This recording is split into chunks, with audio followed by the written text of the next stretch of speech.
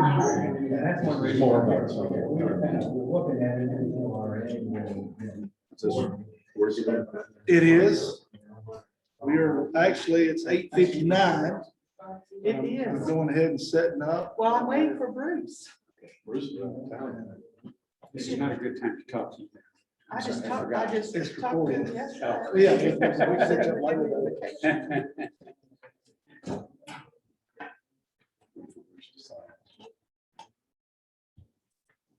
Maybe Bruce thinks it's a Zoom meeting.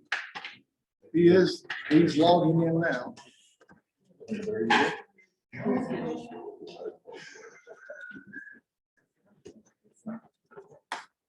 So Bruce is on Zoom.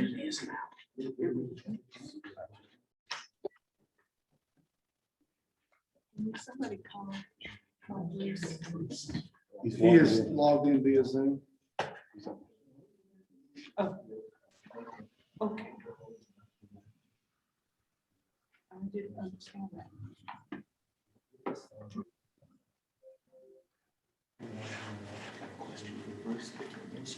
He's on Zoom.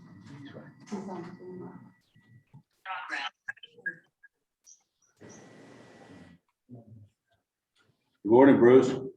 Morning.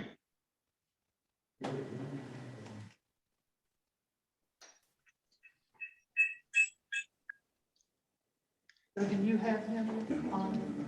It's interesting. I can see a split screen of the council sitting, and at the top seeing a panoramic of the room. You can't go out. Just a few minutes. I'll check you out. Just a few minutes. So does Ed have to get off his, or is he okay? It's really an option. Okay. This technology is designed to 360-degree. It's recording now, and then it's voice activated. So whenever somebody speaks, it will hone into that person. Okay, I guess let's, I'm going to go ahead and call the meeting to order. Thank y'all for who showed up this morning. We appreciate you coming. Thank you, council, Jason and Karen for coming. How about Doug? Is he on Zoom? Madam Mayor, he is not, but I'm watching for him as we speak. Okay, we're going to go. We have made an effort as a council to have our meetings presented digitally on Zoom with our new gizmo, the owl, as a live as well as a face-to-face meeting. So we're giving it a go. Y'all bear with us in the event that we have some technical issues. Tell Huh? me what's going on. Maybe I can. If you don't go too far, you can watch it from outside. Let me try everybody. We'll work out these bugs. Good morning, everybody, again. First of all, I'd like to have a motion to open up this hearing, please. So moved. Thank you, Bill. A second. Second, Jim. Discussions. All in favor of opening the meetings, signify by saying aye. Aye. Thank you. I'm assuming Bruce is with us too. He is out of town and on Zoom. Bruce, you just chime in whenever you want to. Aye. Hi, Bruce. As y'all see our little owl over there, it'll hoot at you every now and then. Y'all just ignore it. This is a hearing in reference to being in partnership with Servline, which is a company who will provide leak protection for our citizens. Jason, if you will do a little discussion about why we're having a hearing and what the process has been with us with Servline. Madam Mayor, good morning, everybody. This program here is really brought out of in an effort to try to help the citizens. And really what kind of brought this on is from time to time, citizens have leaks. For example, to keep the math simple, your water bill is $50 a month. Every month, consistently, you get your bill, you got $1,000 bill. Oh my gosh. They call the city, and really at that time, they have three options. They either get the leak fixed, pay the bill, Sometimes annually they don't pay the bill, the leak gets fixed and the water's cut off. Or the third option is at the city's sole discretion, once every 5 years, you can do, the city may do an adjustment. This is a program where the risk is shared.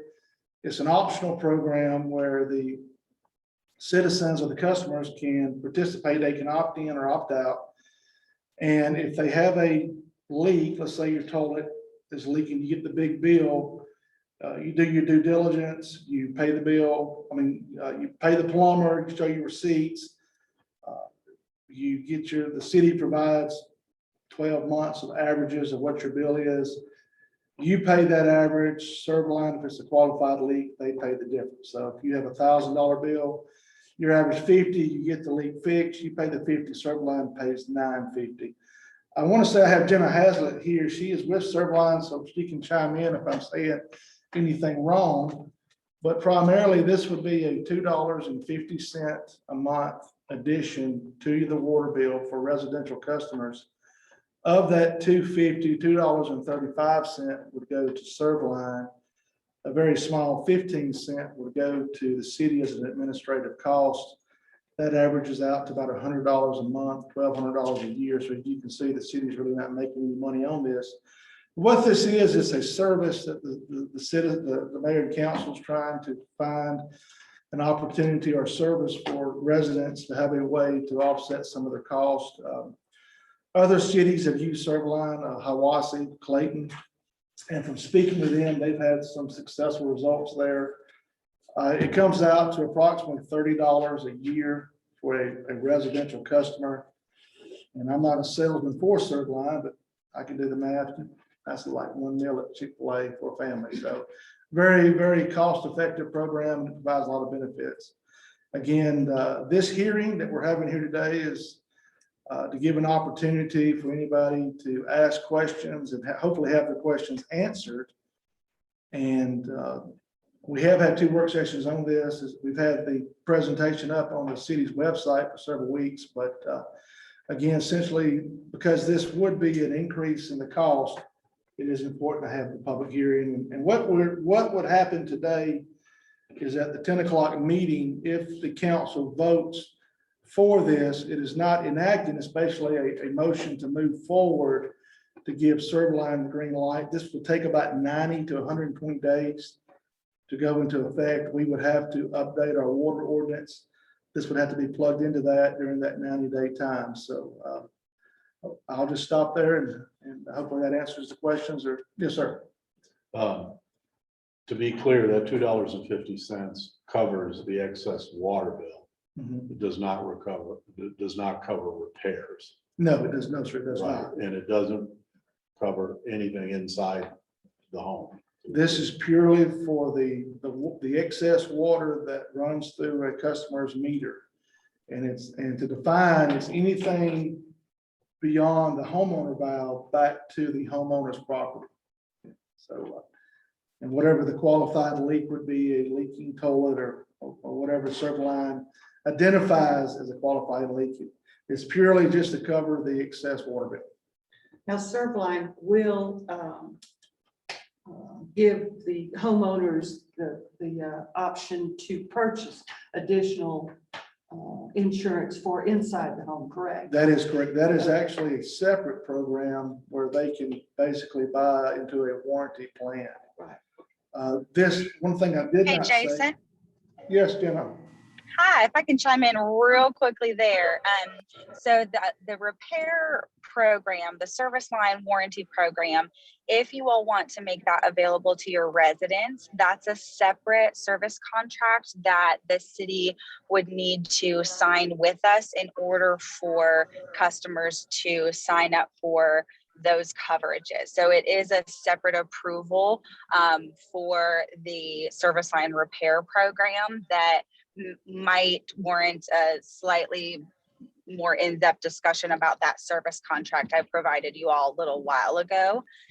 So today, if you wanted to move forward with just approving the Servline program, we could look at the service line warranty service contract at a later date. That one's a little bit easier to get implemented, so it wouldn't take quite as long if you'd like to continue looking at that. But for Servline specifically, it's just for the high water bill usage. Thank you, Jenna. So to be clear, what we're considering today in this hearing is the excess water. It is exclusively coverage, just not the the, rest. yeah, of that is a That would- separate program. That's correct. So that's what this hearing is for, and potentially what a council vote later today would be for. Madam Mayor, Bill, do we really need to come back later and reconsider that, or is it just more time efficient to consider both of them at the same time and decide what we want to do? Well, I believe the lead time to get this first part of this in place is quite a bit. And Okay. I would think we would want to get that in place before winter. That makes sense? Before winter, you're thinking about pipes freezing. Pipes freezing Homes. and a vast majority of our seasonal people are not present.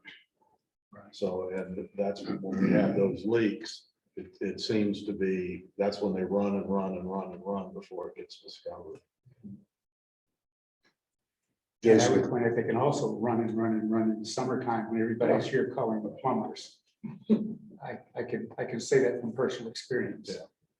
But, you know, generally speaking, I think it takes some more discussion on whether or not we want to sign up for those other pieces. Okay, I sort of agree because I'm still wondering if people's homeowner policies that would cover the damage for insuring pipes in the home would be operative, and whether or not this would be duplicative, or whether this would be primarily for people who don't have homeowners insurance. Which is why we need further discussion on Yeah, that. okay, I agree. And Clarify for everyone, you made mention of the ordinance would have to be changed. What we're saying there is no longer would that third option be available to people. Yes, Counselor, right now, as I mentioned earlier, at the city's sole discretion, one adjustment can be made every 5 years. Obviously, the city would lose money if they made that adjustment. This would be allowed for one claim or one adjustment through Servline per calendar year, up to $2,500 per occurrence. So if you got a $1,500 water bill and you're used to paying $100 a month on average, then you would do your due diligence, provide Servline what they need, receipts from the plumber, the leak's been fixed. You would pay the $100, Servline would pay the $1,400. And then the clock would start ticking again, and you would not be eligible for another claim of 12 more months. So if you made a claim on March of 2022, it'd be March of 2023 before you could file another eligible claim. But the question and the point is we'll change the ordinance. Yes, we so would have to plug, Customer would have to pay the full bill. if they didn't have Insurance. essentially, we would take out that one every 5 years. And then we would plug the Servline into the ordinance. We would have to amend the ordinance. And if a customer decided not to participate, if they opt out, then their sole remedy would be they would be responsible for the full bill. any other questions? I just would like to clarify the policy for the multifamily units where there are a number of residents living in one building like a condo who don't have individual meters. So they are or not eligible for what? Jason, could you review the ordinance, not the ordinance, the document that you gave the council as far as the prices? It's $2.35 for residential. It's $2.50 for master meters, for example, condominiums. We've had some conversation on that. It probably would not be that advantageous for condominiums because each unit would have to pay the $2.50, and that they would only be allowed one claim per year. So if you have 20 units on a master meter, if one person has a claim, The other 19 are pretty much out blocked. So again, it's an opt-out process. Jenna can chime in, but it probably would not be that advantageous for a master meter, probably over 3 or 4 units to go into that. If you had a duplex or a triplex, it may not be that big of a deal, but you start getting the multiple units, it's kind of a first come, first served scenario. Jenna, do you need to add anything to that comment that Jason just made? No, he's correct on that. It is ultimately up to the city to decide whether or not to move forward with that master metered policy. However, it would only cover one leak for that entire building. And so when you, like he said, when you get to, a larger complex, it doesn't make sense for them financially. If you still want to do due diligence and offer it to them, we can definitely do that. We also are able to, look at your ordinance and continue doing something for them through the city, but not through Servline. If you wanted to, modify it for those customers specifically, but under Servline's policy, the $2.50 would only apply for one leak, even if there's multiple people in that building. Thank you, Jenna. Now, Jenna, if there are multiple people in that building, are they all paying $2.50 a piece, or is it just the condo association is paying $2? No, that is where it gets tricky, because it is $2.50 per unit, per resident living there. I want to be clear that in our previous discussions, Jason has done his due diligence in checking out with other local municipalities who use Servline. They are all very pleased with the service. I was at a meeting, Georgia Municipal Association meeting in Hiawassee yesterday, and there were several municipalities represented there, and they all said wonderful things about Servline. You didn't hear me say that, Jenna, did you? No. Any other questions from the council? Any questions from our participants in the audience? Yes, sir. Please state your name. Jack Jasinski, Jack. 647 Overlook Way, Forest Hills condos. Okay, I just picked up on it. So it's not recommended for us. And we've done an awful lot. We've got which the city did for single families, not for us. So we put in a cutoff valve right at the city line beginning, to our property. We put in pressure relief mechanisms. We went and just put new valves in every one of those units where we can cut it off. And so we've done due diligence to protect ourselves and to protect the city, for that matter. Now you're talking about not for us. And so we've got to then put aside this 5-year situation where you do have a high bill for whatever reason, and the city would average that out for you.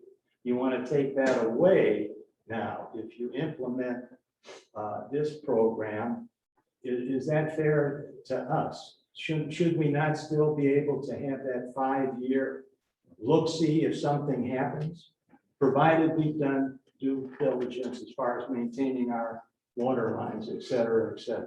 how many units do you have? 10. You have 10 units. So it doesn't say you cannot participate individually. I understand It's just that. recommendation, but thank you for that. That's something for us to consider when we redo the ordinance. Thank you, Tim. Yeah, I That's a good appreciate it. Jack, Jack. thank you, Jack. Yeah. That does make sense. That does make sense. Thank you. And I think I heard Jenna say that we could alter the ordinance in such a way that it would remain open for the condo associations that did not join. Thank you, Jack. That's a good point. And I don't think it'd be any surprise to Jenna if we didn't, if the condo associations didn't participate, because it seems like it was designed not for them. Right. Right. Thank you. Thank you, Jack. Any other? Mr. McAfee. Couple of points of clarification, please. This covers everything from the meter into the house, both underground and within the walls of the house, correct? it would be what they would, Servline would consider a qualified leak. Is that correct, Jenna? That is correct, and I can elaborate a little bit more on that if you'd like.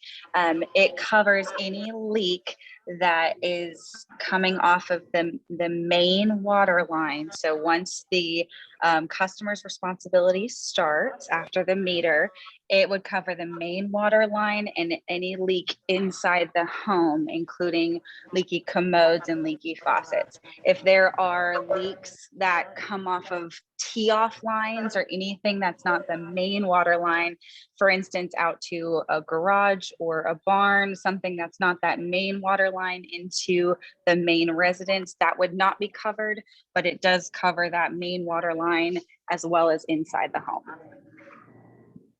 Okay. Now, are we talking about the basic policy or the policy with the extension for the homeowners? Basic. Basic, Basic. that's the basic. Basic. That's the basic policy. And we're still not talking repairs, just water consumption. Right. The other question is, we keep talking about this as insurance. Is there a deductible involved other than the homeowner's typical water bill? Would you like me to take that as well? There is no deductible involved other than the customer's average 12-month average bill. There is no deductible the homeowner has to meet. And for a little bit further clarification, this insurance program is technically insuring the city. So you as a customer are a participant in their policy. So the service fee for the program, that is you being a participant in the city's policy. So there is no deductible though. You only are responsible for your average bill. Okay, thank you. Yeah, just to expand a little bit on what Dan said, and Jim, I think, is had some experience with this, but we have cutoff valves that are on the homeowner side of the meter. But it's my understanding that this policy will cover the line from the meter in. We have a problem in some of these places where, I don't know if there was materials or what have you, but you'd have a leak between the meter and that cutoff valve. The city says that's the owner's problem. Of course, there's That is, this question was actually raised by a Zoom participant, Robert Smalley. Is the coverage for leaks in the lines after the city meter and before the lines enter the house? The most vulnerable area is probably between the city meter and the homeowner's meter, which we discussed. There is some gray area in the water ordinance that would be addressed and fixed. Since I have been here, I have interpreted, and I answered this gentleman's question, that the city, this would be beyond the homeowner meter. The city is responsible for the line between the meter and the homeowner meter. So the city is the one who put those. There is no homeowner meter. There's a homeowner valve. Valve. Yeah. The city is the one who installed that. So since I've been here, the responsibility for the resident or the customer is beyond that homeowner valve. Anything, that area between the meter and the homeowner valve that has kind of been that gray area in question, that at one time it was determined to be the responsibility of the property owner. I have deemed that to be the responsibility of the city. So anything from the homeowner valve inward into, and we will clarify, I have found those areas. I just want to point out, I have identified those areas in our water ordinance that are kind of gray. And as we're moving forward with this, and in the next 90 days, there will be language put in place to clarify that. But it's my understanding that has been a point of contention, but to me, the city is the one who installed those homeowner valves, so therefore it should be the city's responsibility. But anything beyond the homeowner valve inward into the property side would be the responsibility of the property owner. Well, so does the Servline, if there is a claim, do they cover from the meter or from the homeowner's cutoff valve? It would be from the homeowner's valve. So And the the city's homeowner's going to have, responsible between the two. so the city's going to be responsible for any loss of water. Between the homeowner valve and the meter. Okay. And the reason those homeowner valves are put in is because the technology on those meters, we really do not want customers messing with those meters. There's radios involved.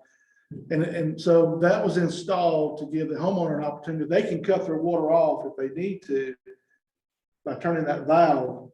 And that was the reason those were put in. So, so anything beyond the homeowner valve that the city installed would be the responsibility of the homeowner. We're getting around to the real reason why this whole program is so important, both to the city and to the citizens.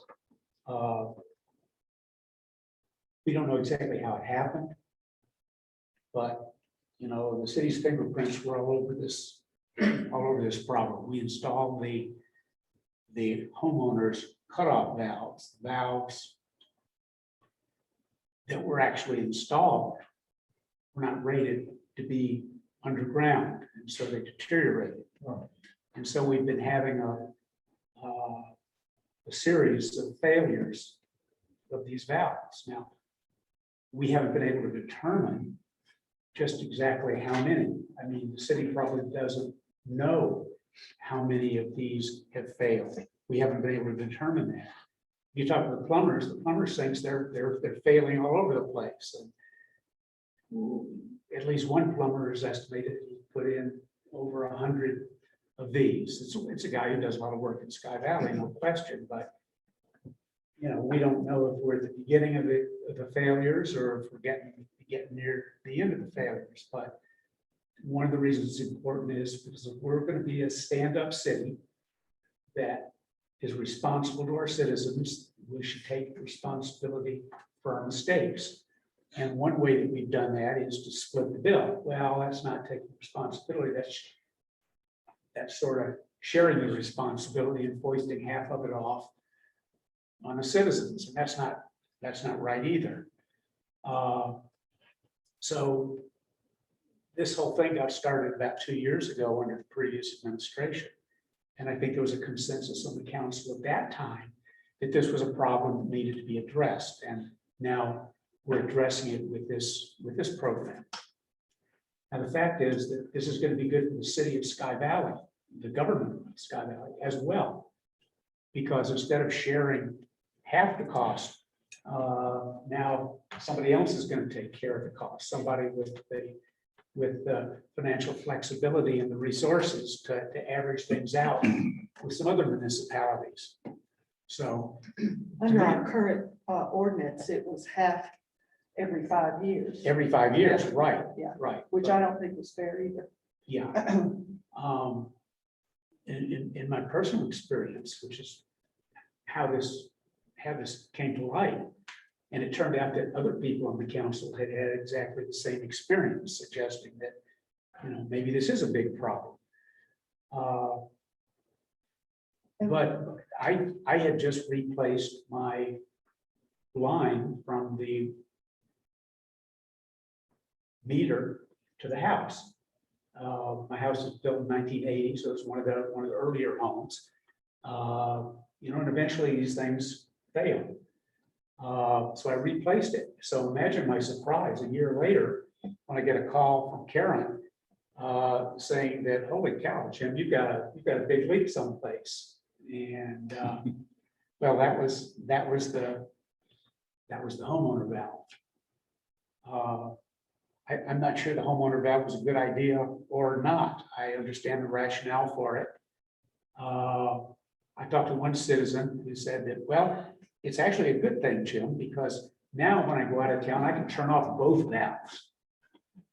You know, the whole point was to keep them from turning off the city valve and banging it up so that it doesn't work and the city has to replace it.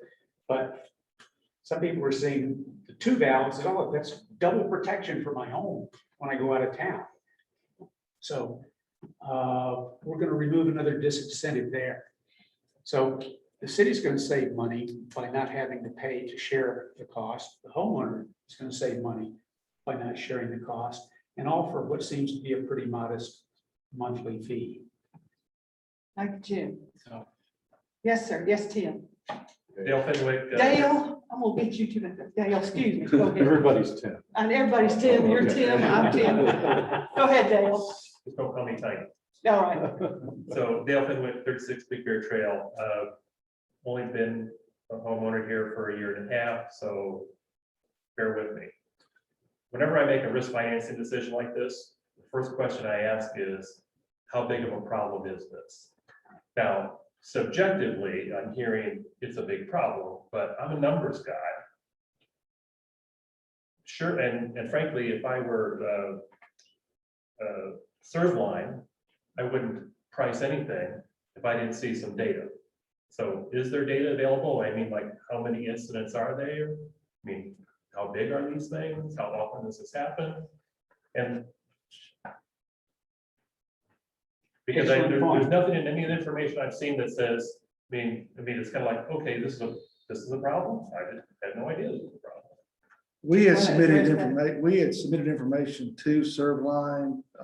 Alyssa provided a number of customers, a number of leaks, so they were able to take that information to come up with that price that they came up with. The question was also asked if the condos elected not to participate, and it's my understanding that was taken into consideration too. Regarding rates, a question was asked via Zoom.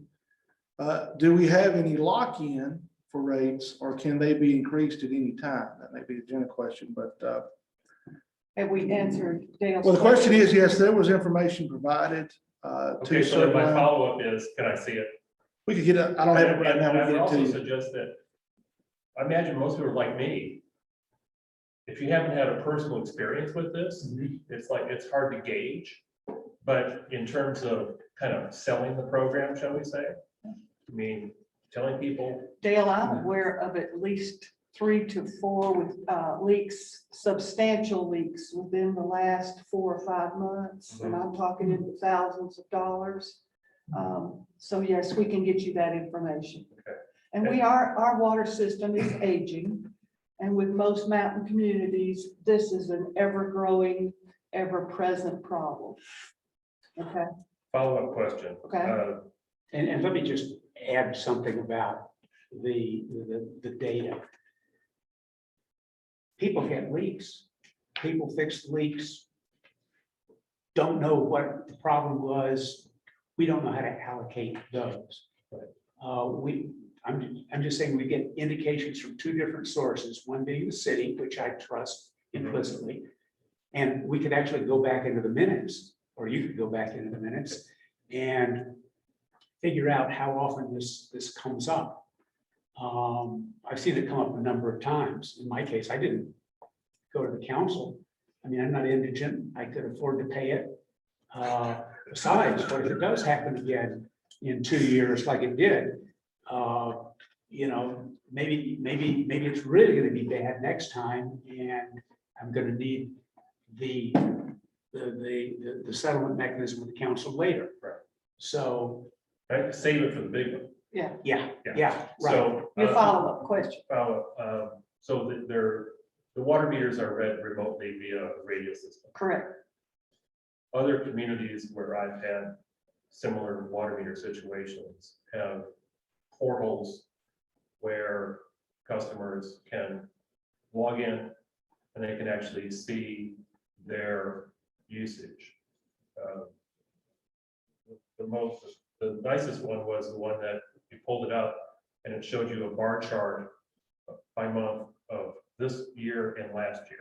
If you clicked on each of the bars, the bar chart for the month of April, it would show you the usage bars by week in April. If you clicked on one of the weeks, it would show you the usage by day. And this part's creepy because if you clicked on the day, it would show you the usage by hour. And you could see who got up and flushed the toilet at 2 o'clock. Okay, that's the creepy part about that. But it did solve a marital dispute in my life over how much water my pressure washer was using. And I contended that it used a whole lot less than the garden hose for cleaning things. And I proved it using that system by knowing when I used, I used the pressure washer between 2 and 3 on Saturday afternoon. So. I'm glad your marriage was saved. The one thing I never understood is that why those systems can't be also have a feature. I mean, if you have it, that shows an alarm when, you know, We have a small budget. I know, okay. I got- Now, our system is, right now, we don't have it We don't that have it. specific, but the lady, our assistant, city clerk does have the guys go out with the radio and Yeah. check it. And if they see a leak or if they see an exorbitant amount of Right. water usage, we let the homeowner in the city know. So But we last- can't do it by day or hour. My last question, and this is maybe personal, It's but personal. where can I buy a properly sized wrench, I guess I'll call it a wrench, for the cutoff? I think you should call it the cutoff valve, not the Ace. homeowner valve. Reeds. Where? I've tried Reeds. reeds, okay, and I've learned that there are three sizes. There are 3/4, 5/8, and 1/2. And my meter, my cutoff is 1/2. I went down and got one from Reeves when I first got here because I heard about the ordinance, okay? That I had to turn it off when I left. And I tried to use it, I couldn't, I had to call the police and have them do it for me. So then, when I got back, I found in the closet of this house, a wrench, so I took that one back to Reeves. But this one is still too big, I mean, you have to really finesse it to make it work. And so, and I've measured it and a little research, and it's like, okay, I need a 1/2 inch. I don't know. Do you I know? can't find Anybody it. know? I got one out of the catalog. The catalog? Madam Mayor, I have one at my house. I just made it with some PVC pipe. I took the width of the attachment, took a round piece of pipe, cut into it. Epoxy the teeth to it.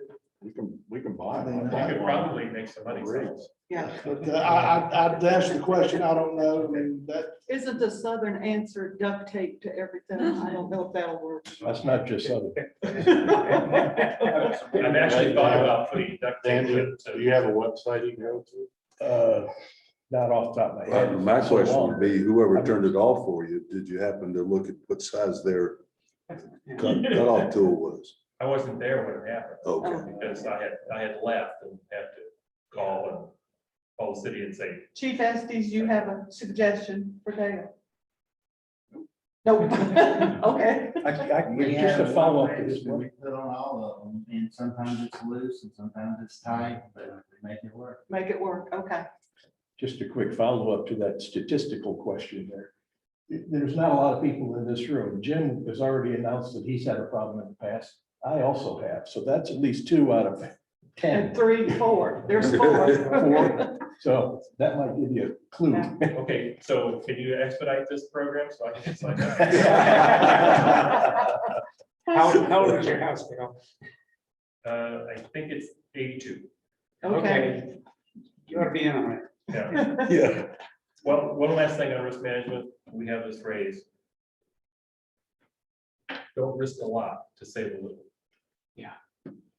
That sounds like it applies here. I'd say so. We'll put that on our website, Neil. Yes, sir. I'm John Watts, 41 Cedar Lane. The only question I have is, what if I opt out right now, can I get in later? Yes, Good question. I think so. Is that correct, Jenna? That is correct. However, there is a 30-day waiting period. So if there's an incident within those 30 days, it's not covered, unfortunately. Okay. And the questions which hadn't been answered, which I'm going to answer is, do I have to get the thing fixed before I file a claim, or can I just file a claim? And the answer is, no, you have to get everything fixed. So it's all done before you make a claim. So we're not We encouraging. need to get it people fixed before you turn the water back Go on. slow. Yes. Waste our water. I've had the place for 30 years and I only had one problem, and that was due to the worker that installed they replaced the line when they had to do some work, and he installed it incorrectly. He just put the plastic, right into the metal and backfilled instead of filling underneath, and it put a crimp on it. Next time I turned the valve on, I heard this water running underground. So, At least you heard. Yeah. Yeah. so it took a while, and I did finally hear it. Yeah, I would share my experience with Dale and with you that, I came from big cities, St. Louis and Washington DC. and they get to Sky Valley, and, you know, you think you know some stuff, and you realize that no, stuff is really different here. Yes, First it of is. all, we're up in the mountains. It rains a lot. That's our Up new in the city mountains, motto, Jim. Stuff is The pipes are different. shifting, you know, the pipes aren't laid flat with just a slight incline, you know, they're just installed. Then the guys go home and drink beer. I've got another And- question. Okay, one more question. One more quick question, and I'm sure this is for Jenna there. Are there any exclusions such as water heaters or washing machines or something like that? It's a good question, and keeping in mind, this is for the water bill portion only. So we're not Understand. replacing water heaters or replacing washing machines, but leaks that might happen on those things are covered, yes. However, I would encourage residents in doing due diligence, just knowing there's a lot of you listening. There will be information being sent out prior to the program starting. You'll receive that in your water bill. And on that, we'll have a specific Servline customer service phone number. If you call that number, you can request all the fine line details in the policy. And we have a program guideline sheet that we will actually send you that kind of spell out all of the, you know, specifications, qualifications, guidelines regarding leaks and how to file a claim. So please be looking for that. If the council does vote to move forward, you will be receiving information on that. That answer your question, Dan? Yes, thank you. Any other comments or questions? Madam Mayor, there's a question here via Zoom. Do you have any lock-in for rates? Or can they be increased at any time, and how is notice given? This may be more of a Jenna question. Sure, yes, I'd be happy to answer that. So the rates are not necessarily locked in. However, we have, and I've provided this information to the council as well. Before we would ever increase a rate, we would have lots of discussions with the council about what was causing a potential need to increase a rate, where that might result in a change or modification of the policy rather than increasing a customer's rate. I will say, just for everyone's peace of mind, we have never increased a rate in my 6 years of working with this program. It's not to say it can't happen, but we really do try our hardest to prevent any increases to customers. We do really try to keep our rates as low as possible. Did that answer the question? Okay, any other questions, Jason? I do not see any more from the online community, Madam Mayor. Any other discussion? Okay. Can I have a motion for adjournment of the hearing? So moved. Thank you, Bill. Second. Second. Thank you, Jim. All in favor, say aye. Aye. All right, we'll call this hearing to a close, and we will be back online with the owl at 10 o'clock for our regular council meeting. Thank you.